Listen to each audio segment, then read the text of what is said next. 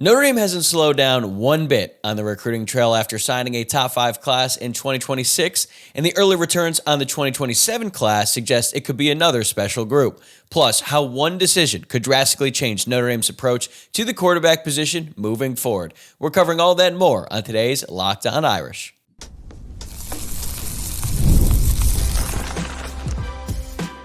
You are Locked On Irish, your daily podcast on the Notre Dame Fighting Irish. Part of the Locked On Podcast Network, your team every day. What's going on, and welcome in. This is Locked On Irish, your daily home for Notre Dame football. We are part of the Locked On Podcast Network, which is now the #1 sports podcast network. My name is Tyler Wojciak. I'm the host of this show, a Notre Dame alum, and a producer at Fox Sports, and I am so thrilled to have you here with me on Thursday, December 18th, and thank you for making this your first watch or listen of the day. If you're watching on YouTube, make sure to subscribe to the channel, or if you're listening to the podcast, follow the show on your preferred platform so that way you never miss an episode. Consider this your last call to submit mailbag questions for the Friday mailbag. And as always, you could drop them in the YouTube comments or send them in on social media. The X account is at Locked On Irish and Instagram is at Locked On Irish Pod. Now, as for today's show, we are taking our first real deep dive into Notre Dame's 2027 recruiting class, and there's no better person to do it with than Eric Thomas from Irish Illustrated. We'll start with Notre Dame's newest headline commitment and what it says about the direction of the class. Then we'll dig into how the defensive back group is already coming together, and then we'll take a look at how one key quarterback move could shape recruiting moving forward. Then we're going to wrap things up with the biggest names you need to know as the Irish are well on their way to bringing in another stellar recruiting class. We've got a lot to discuss, so let's bring in Eric. All right, I'm joined now by Eric Thomas, recruiting analyst for Irish Illustrated. And Eric, let's start with the headliner this week. Notre Dame just landed a commitment from 4-star corner Xavier Hasan on Tuesday, and he is now Notre Dame's highest-rated commit in the class of 2027. What makes him such a special player? Yeah, when I watch Xavier Hasan, and by the way, first off, thanks for having me on again. When I watch Xavier Hasan, I think the thing that jumps out most is just the fluidity and the balance in his lower body as a defensive back. Like, obviously, when you're out on an island and when you're playing corner, so much of your success comes from tying what you're seeing and reacting to visually and the quickness and the, I guess, correctness, if you will, of how you adjust yourself in the first snap, right? The first instinct. And Hasan is just teach tape on that stuff. When you watch him in a backpedal, when you watch him, flipping his hips, whether that's to turn and carry a guy vertically or try to turn and bite on something, there's not a single wasted movement. Everything is so clean. He's so well balanced. He never looks like he has to extend himself. And I think the second thing that jumps out about Hasan is when you watch his highlights, like the first thing you're going to see from his junior highlights is a bunch of special team stuff. And obviously, look, Notre Dame has a lot of options on special teams, and we can say, oh, this guy's going to be the returner, this guy's going to be the returner. There's like 4 dudes in the last class who could do it. Hasan could do it. But what I take from those clips is actually how deceptively fast he is. Like, Hasan looks decently fast on film, but it doesn't jump out at you where he's got like the foot speed where it's like, oh, good golly, that's a fast one. He's a guy who you see him run and you're like, okay, receivers are kind of eating up ground on him a little bit. Maybe he's not the best foot speed. And then from the rest of the route, he's just glued to the back of that person's hip.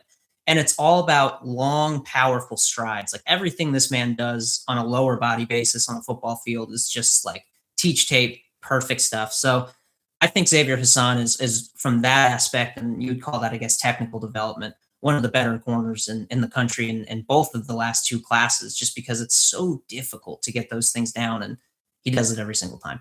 And Hasan now pairs with another recent quarterback commit in 4-star Ace Alston, who announced his pledge to the Irish just over a week ago. So how do those 2 players complement each other stylistically? Yeah, I want to give a shout out to my colleague, Tim Priester, because I thought he actually sort of put this most succinctly and best. And he wrote it as Hasan is the boundary to Ace, or is the field to Ace Alston's boundary, excuse me. And I think that's pretty accurate. Like, these are both twitchy athletes who are very good at processing, reading, and reacting in space. They're very capable in different types of coverage. Hasan in particular, like all over his film, you see him doing match coverage, which is actually pretty advanced for high school, but he's pretty good at it.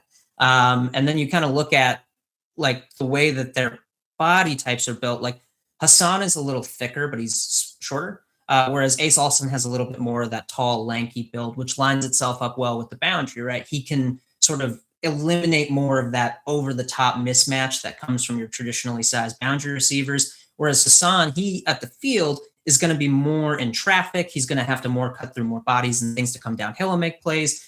And the way he's built physically, like he's a little bit thick in his, in like his chest and stuff. Like he can deliver hits and work through traffic and physicality and use physicality, to do that. So I think those two balance each other well as sort of opposite side of the field players with similar twitch and athleticism, but different sort of builds and ways of getting from A to B to C to line up at those spots.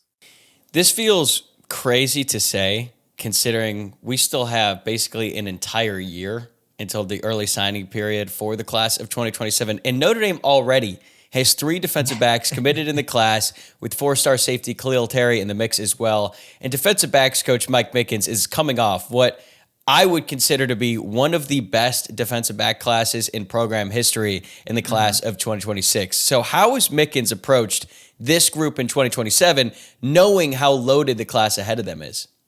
Yeah, it's interesting. And I texted someone about this the other day. I'm pulling it up here, so apologies. But I was like, has Notre Dame ever had a better run over 3 years of top 2 corners in their class? And I looked at it as Mark Zachary and Dallas Golden, Aiden Pouncey and Kerry Adams, and then Xavier Hasan and Ace Alston. And if you look at just that, even like that's 60 over 3 years, not even looking at anyone else that was added to this group, it's really remarkable how many like top flight elite corners they're bringing in. Now, obviously, Mike Mickens' purview extends to the safety as well, with you mentioned with Khalil Terry. It's aggression. The word is just pure aggression. Like Notre Dame is not resting on their laurels. And in previous eras, even when I was in the recruiting office, when you would see a classic you saw in 2026, the usual going expectation was you would see a fall off in the following class. There would be an understood result of, hey, we brought in all this talent. You're not going to be able to draw that kind of talent in for a second year. That's just the way it is. And kind of that was the understanding. And clearly Mike Mickens is defying that convention altogether, right? He's looking at this as, we're going to go after our top targets. We're going to continue to stack talent. We're going to be honest with them throughout the process that the best players are going to play. We're going to compete, and you're going to be given every opportunity to win or lose this job by someone else's work, right? You're going to be constantly competing in every single day. And between the track record he has of developing guys for the NFL, developing high-end college players, like we see at this point in Christian Gray's development, like I think guys really buy into the relationships they build with him and the product he's selling, so that that talent is less of a foreboding thing. Now, obviously, it's not perfect, right? That was a big thing in the Matt Sieg recruitment is would he get the right opportunity to show his stuff in that group, and was there full buy-in from Notre Dame on his game-changing ability? But overall, when Notre Dame is identifying these guys, like when they get a consensus from their staff, like we want to move on this guy, he's one of our targets.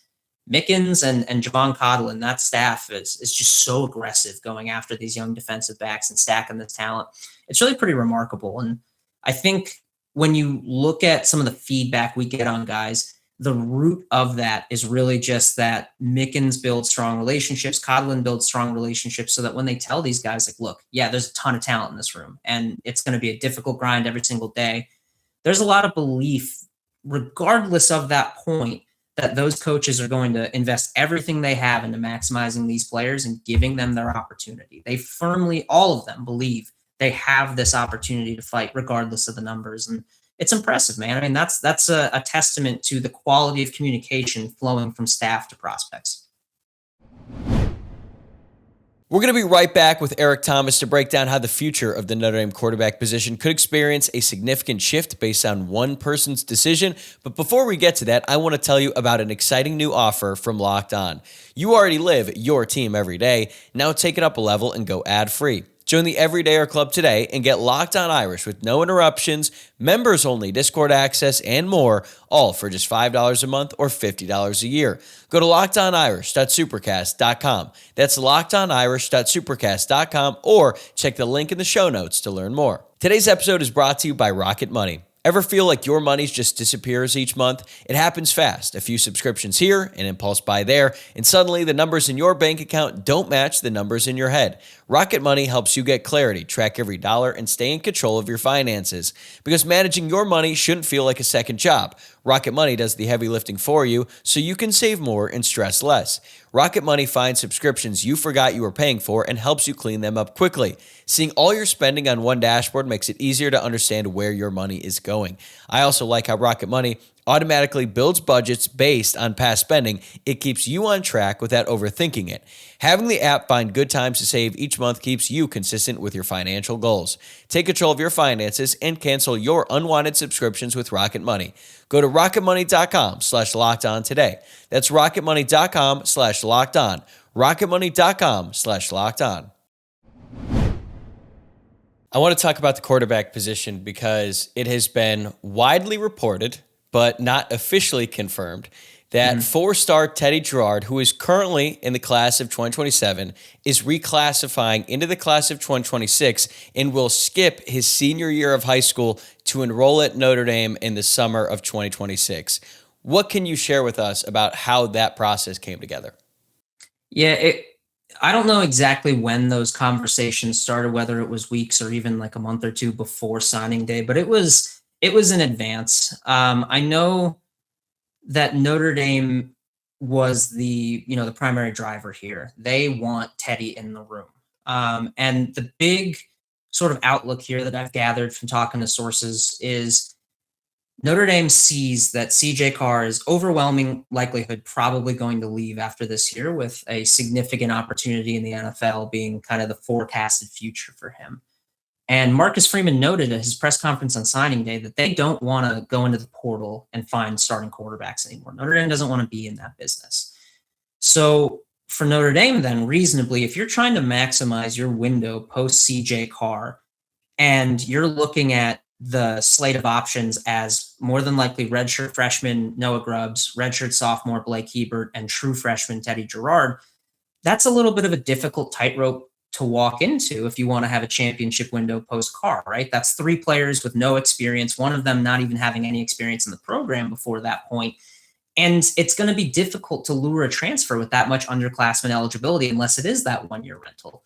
So I think for Notre Dame, they're looking at this as, if we get Teddy Jarrard in the room earlier, we get him developing, we can see him head-to-head with Noah, with Blake, and kind of get these points of comparison. Not only can we get a better understanding heading into the quarterback competition of where we need to focus and how we need to assess these guys and kind of prod at their weaknesses, so to speak, but they get a better sense of, okay, how much is he picking up what we're coaching? How quickly is he learning and developing? And for Jarrard, that's kind of a key point because that's a major thing with him, right? Like from year one to year two at North Cobb Christian, he saw a massive jump. He saw a pretty sizable jump in production from beginning to end of this fall. The guy's a quick learner. He puts coaching into practice, into production on Fridays, Saturdays, whatever it is at the relative level, very quickly.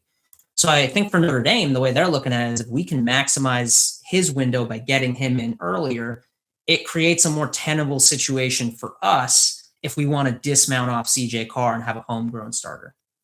On the field, how did Jarrard perform as a junior, and what traits stood out to Notre Dame staff that made them comfortable accelerating his timeline? Yeah, for Teddy, like I said, the word was growth. Like he really stepped it up over the course of the year. So his first 2 years at North Cobb Christian at the high school level, freshman and sophomore, he was in more of an air raid offense. And obviously the air raid's a little bit different, right? There's a lot of one read, or 1 to 2 to 3 if it's just open space. Like there's a little bit of a different set of IQs for a quarterback to read versus an RPO offense, which is what he ran this year, which is what Notre Dame ran. The difference there is also in kind of where they attack on the field, right? As the air raid quarterback, Teddy was decisive, accurate. He was dicing defenses up. He was willing to try the deep ball. This year, he was less, I don't know if it's willing or there was just less looks for him to go on the deep ball. It was a lot more quick game, a lot more intermediate game, a lot more get guys in space. So there's a little bit more of a focus on the stuff closer to him this last year, but he was still highly accurate. He's a guy who, when he gets his feet under him and delivers, like he can place the ball as well as anyone, man. Perfect spiral, right to a point. He has a number of different angles and velocities he can kind of throw at you. he has a lot of experience as a 2-year starter at North Cobb Christian. He was the starter for his 8th grade program, done all sorts of different offseason things down in Georgia. So I think the experience really showed through this fall when he was growing. This is a guy who's taken a lot of reps. And even though he was doing a lot of different new things, he showed the ability to pick that up and run and kind of lean on his experience to bridge the gap in the interim. And over the last 5 or so weeks of the season, Teddy was a really productive quarterback who looked comfortable in the offense. He looks comfortable reading out the RPO game. He doesn't take a lot of unnecessary risks with the ball. You very rarely see the kind of interceptions where you're like, oh no, what are you doing? Like those kind of throws, like that's just not really in his game as much. And I think that when you go to a new offense to be able to maintain that and say like, hey, you're still not taking high risk throws, even though we're asking you to look different places and do different things, that impresses me. Correct me if I'm wrong, but at one point there was some conversation about whether or not CJ Carr would reclassify, and I think that was after Notre Dame had whiffed on Dante Moore, and I believe that Notre Dame, they wanted it, but it didn't seem like Carr wanted it, like he wanted to play out his senior year. Am I remembering that correctly? Yeah, that was before I was on the beat. I do remember there were reclassification conversations. As I recall, I think it was CJ who put the stop to that. I'd have to go back and look at the firsthand reporting at the time because I was recruiting healthcare people, but I think that was the case. I remember at the time thinking it would probably be better for Notre Dame, but if I'm CJ Carr, man, I want to play my senior year of high school football because that is just such a great time in your life and you're never going to get those memories back. But Jarrard is obviously going a different route. So looking ahead, what are realistic expectations for Jarrard once he arrives on campus? Is this more about long-term development, or does the staff believe that he can push the quarterback room earlier than people might expect?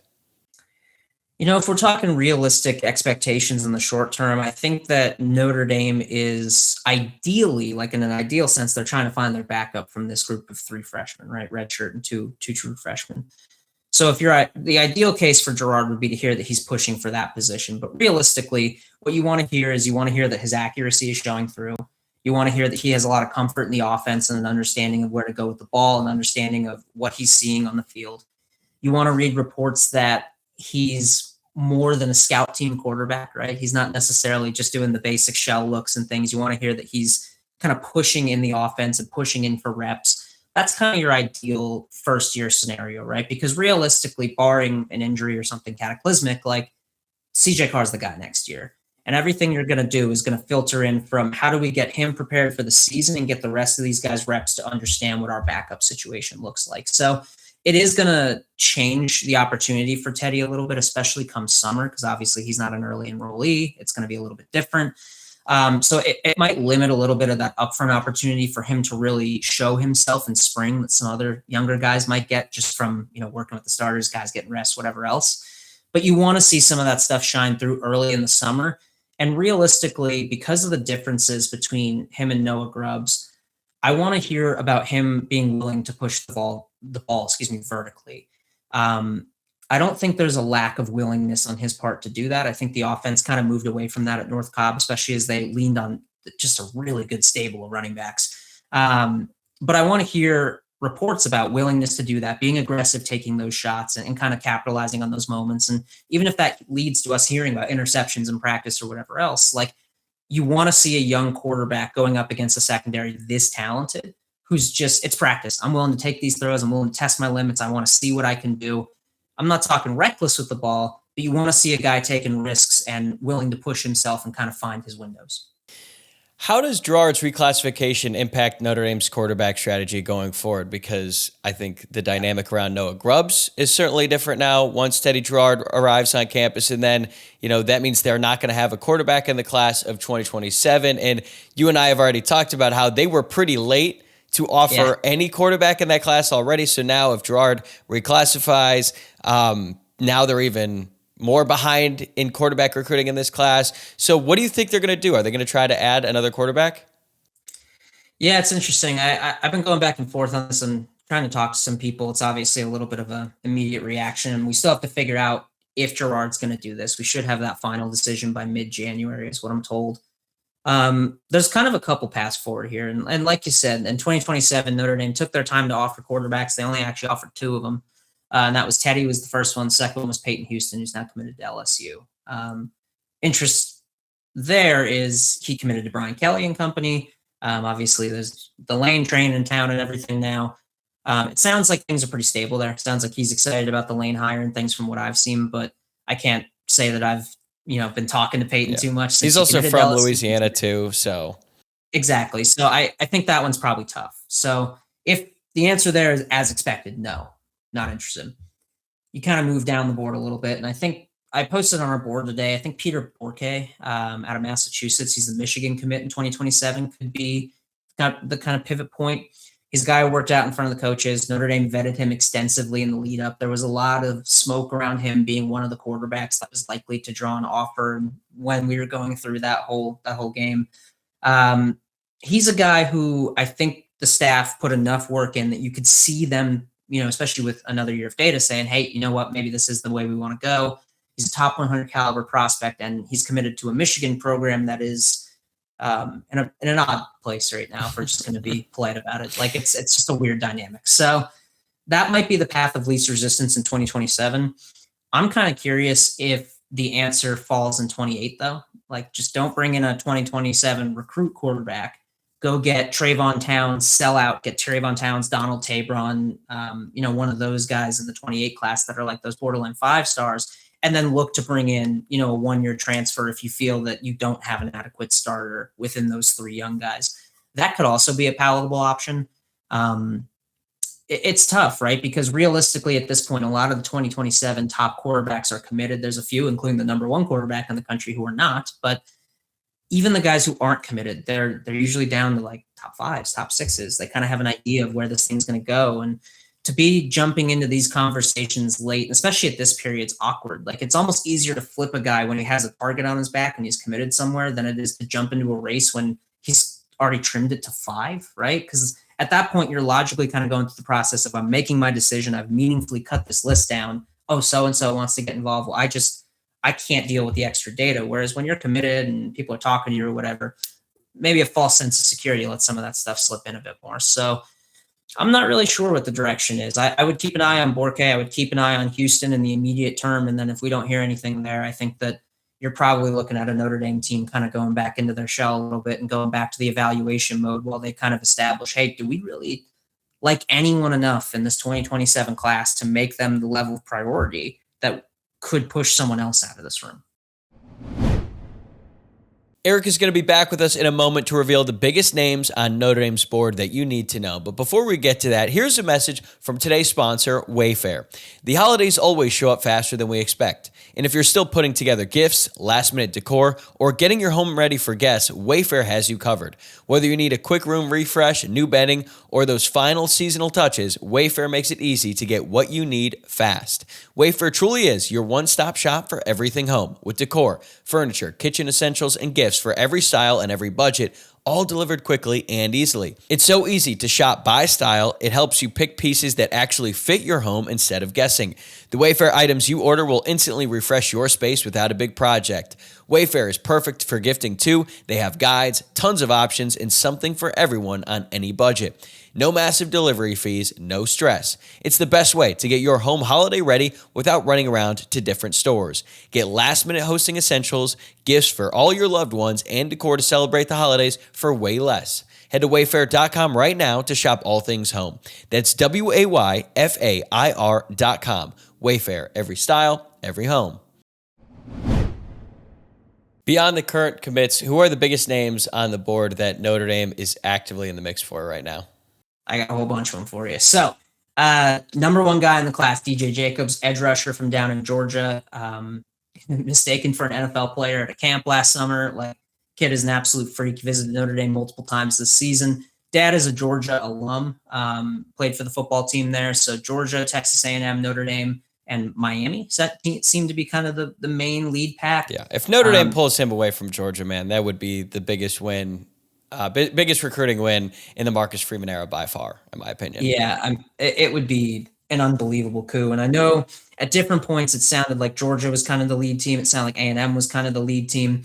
Notre Dame has been right there the whole time. I don't know that I would say at any point they've been the true out-and-out number 1, but they've probably been floating between like 2 and 4 for quite a bit of time, closer to 2 here recently. And I think that that's going to put them in a really good position if they can get him to the summer and take OVs, right? If you can get these guys on campus, we saw last year how efficient Notre Dame was at converting schedule OV to commit to signee. If you can get him on campus, I'm pretty confident that they'll be right there in the running, top 2. Some other ones, top running back, Keenan Spell. I know we're going to talk about him in isolation a little bit later, but number 1 running back in the country. The D-line we've been waiting for, Marcus Fakatu. He's an interior lineman, reclassified from class of 2028. Dude's massive, pass rush utility as a 3-tech in the middle, just everything Notre Dame's been looking for at the position with an actual blue chip ranking next to his name. Number 1 offensive tackle in the country, Mark Matthews, has expressed interest in getting out to Notre Dame this offseason. He's an odd one. He visited this fall along with Julius Jones. I think that was USC. They both go to Thomas Aquinas, right?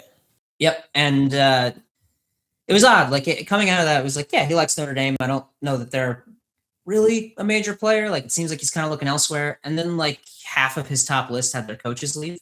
So it's just like a weird dynamic where he even mentioned it in an interview recently. He was like, it's just been a lot to consider with coaches leaving and people moving. And I feel like I'm caught in a weird place. So that might be advantageous for Notre Dame, but I would expect them to probably end up on the outside looking in there. His teammate, like you mentioned, Julius Jones Jr., legacy recruit of former Notre Dame running back Julius Jones, his son, Quentin Burrell from Illinois, local standout, top 100 wide receiver. If Notre Dame can sign both Jones and Burrell, or one of the two and another top 100 receivers, they're in on a few. It would be the first time in the internet era Notre Dame has signed 2 top 100 receivers. I found that out the other day on accident. I was looking, I was like, they had to have done this. They have not. So this would be a pretty big first. On defense, superstar corner Joshua Dobson. Kid is unreal. He's, depending on where you look, like number 1 corner, number 1 athlete, but he's right there among top corners in the country from down in South Carolina. And then the fastest kid alive is what I wrote. Shout out Superbad. Honor Fa'alave Johnson is how I think you say it. He plays safety, plays running back, does a little receiver. He's the number 1 safety in the country. That's his primary outlook, but he could play whatever he wants. He's so fast. It is unbelievable how good of a football player he is. And then just a couple more, and I just went through the top 100 guys that Notre Dame's in on. They may or may not be, the top favorite for any one of these guys. These are all guys that they're putting real time in to try to recruit in the top 100. You have guys like top interior lineman Maxwell Hiller, number 1 receiver in the country, Monshun Sales, 5-star receiver and Ohio State commit Jameer Brown. I do expect him to stay at Ohio State. I'll say it again. Kennedy Brown, one of the top tackles in the country, actually an Indiana native who moved down to Texas. So he's got a little bit more familiarity with the Midwest.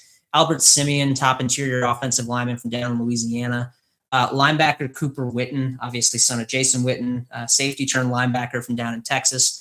Caden Henderson, one of the top linebackers in the country. I think he's down in Kentucky. He's so physical, such a good blitzer.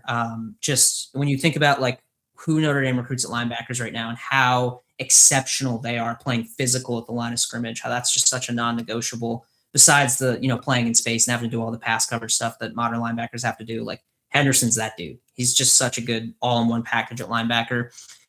Jackson Dollar, the tight end, when we're monitoring. Jack Brown, another tight end. Seneca Driver, another tight end.